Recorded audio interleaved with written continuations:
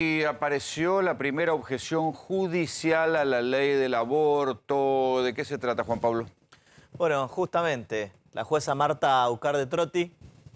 No es un juzgado federal, por lo que veo. No, no es un juzgado federal, ya ahí tenemos un problema con la competencia, donde justamente acá están... La primera duda, que es si es nula esta cautelar contra el aborto. Tiene dos puntos flojos. Primero, no plantea un caso concreto. O sea que es teórica. Sí, y el control de constitucionalidad en nuestro sistema es sobre los casos concretos. Tiene que haber alguien que se diga damnificado por la ley del aborto. Exactamente. Y es incompetente porque esto es materia federal. ¿Sí? Y como bien decías, la jueza es la titular del juzgado 19 civil y comercial provincial. ¿Sí? O sea que en este caso la crítica sería que está haciendo más un manifiesto que interviniendo en un caso. No, en realidad ella dictó una medida cautelar por la cual suspendió la aplicación de la ley en Chaco. De la ley 27.610, que es la del aborto, justamente. Pero solamente en Chaco, no tiene jurisdicción para todo. En la provincia, las autoridades provinciales dicen que por el momento no están notificados de esta medida cautelar, con lo cual hoy por hoy se sigue, digamos, se seguiría aplicando. ¿Cuál es el argumento, por lo menos el principal por el cual dicta esta medida cautelar? Sostiene que el artículo 15, inciso primero de la Constitución provincial, garantiza el derecho a la vida y a la libertad desde la concepción. Sí. Y acá hay un punto que para mí es muy importante y dice que, bueno, que en función de esto la ley sería inconstitucional y por eso no puede ser aplicada. Yo quiero, si podemos pasar al Código Civil. Hay que reconocer que el artículo, claro. El artículo es claro, pero también está basado en el Código Civil. En el nuestro, en el de Vélez Sarsfield, ¿sí? Si tenemos la placa del artículo del Código Civil, yo quiero explicar justamente el hecho de que uno adquiera los derechos desde la concepción misma, ¿sí? Esto está, digamos, establecido hoy en el actual Código Civil y Comercial y también lo establecía el Código Vélez, pero con una condición resolutoria, ¿sí? Que es el nacimiento con vida de esa persona humana.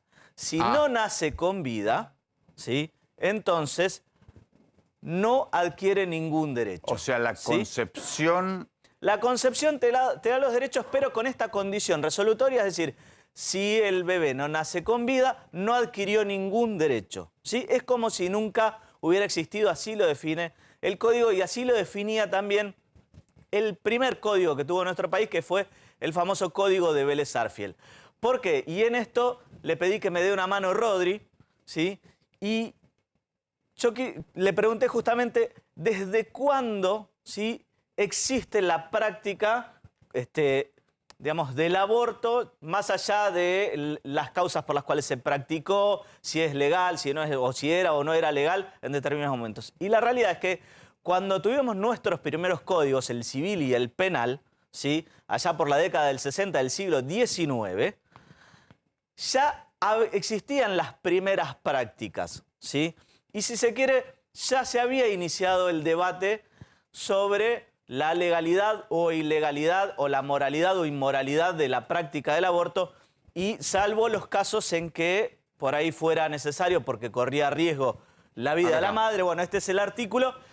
Quería leer textual. Dice, si no nace con vida, se considera que la persona nunca existió. Esto es el actual Código Civil. Y también, esto es el actual Código Civil. Sí, pero también esta condición en otro artículo... en el Código de Vélez Sarsfield. En el Código de Vélez Sarsfield. O sea, estamos hablando de que en el Código del siglo XIX ya estaba esta condición. O sea, esto relativiza la cuestión de la concepción. Exacto. Por eso yo cuando a veces veo este debate tan encendido con el tema de la concepción, guarda, porque ya hace 2 siglos que se consideraba que si la persona no nacía con vida no había existido, ¿sí? ¿Y por qué se daba esto? Porque justamente ya existían prácticas de interrupción del embarazo, más allá de que eran las primeras, de que no eran lo que es hoy. Y justamente nuestro primer Código Penal también establecía que en los casos, digo, y hay un debate que se dio mucho en materia penal durante muchísimo tiempo, hasta que en el 2012 por fin la Corte se puso los pantalones y sacó el fallo FAL, ¿sí? Porque nuestro Código Penal tenía una copia mal hecha del Código Penal alemán, que decía que el aborto no era punible cuando se trataba de mujer violada, coma, idiota o demente, que son enfermedades mentales. Ahora, como lo copiamos mal, estuvimos casi 150 años debatiendo si en el caso de violación era punible o no era punible, cuando claramente siempre debió ser un aborto no punible. Lo demás, está bien, fue un debate actual. Claro.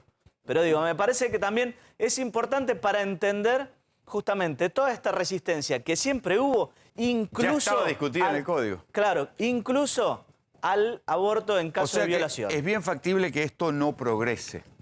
No, pero no puede progresar de ninguna manera. Esto no puede pasar. En el peor de los casos llegará a la Corte y se la dan por la cabeza. Hasta que aparezca algún juez federal que ahí sí le va la par y ahí empezar, tiene destino de corte. Para empezar, debería tomarlo un juez federal, ¿sí? Eso desde ya. Y aparte, esto en el peor de los casos lo terminará resolviendo la Corte. Esta medida cautelar, para mí, se tiene que caer, la tiene que tomar un juzgado federal.